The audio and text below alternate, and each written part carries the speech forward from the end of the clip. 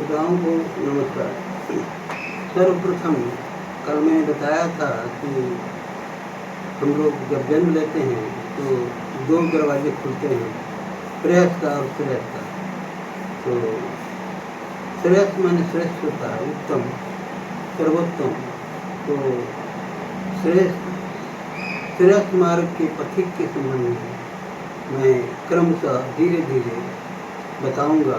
आज नचिकेता के संबंध में डिटेल वर्णन करने जा रहा हूँ, प्रकाशित करने जा रहा हूँ। इसे आप ध्यान से श्रवण करेंगे। नचिकेता भी यमराज ने काफ़ी प्रलोभन दिया था कि सांसारिक वस्तुओं को ले लो, लेकिन वो उसने सर्वोत्तम मार्ग जो है उसी का चयन किया। सर्वोत्तम मार्ग क्या है? श्रेयस्कर मार्ग। तो श्रेयस्कर मार्ग पर ही वो चला। वासुदेव के संबंध में आप जानते ही हैं कि ब्राह्मण पुत्र थे, वासुदेव के पुत्र थे नचिकेता, और उनके पिता ने एक यज्ञ किया था। यज्ञ की समाप्ति के पश्चात बूढ़ी बूढ़ी गायों को दान दे रहे थे, और उनके पुत्र नचिकेता ये सारी बातें देख रहे थे।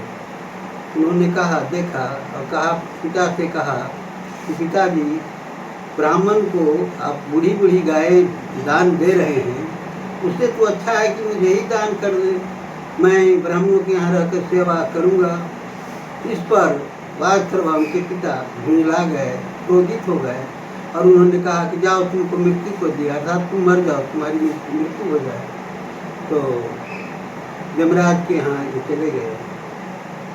भिक्षा और प्रतीक्षा शीर्षक है, भिक्षा और प्रतीक्षा।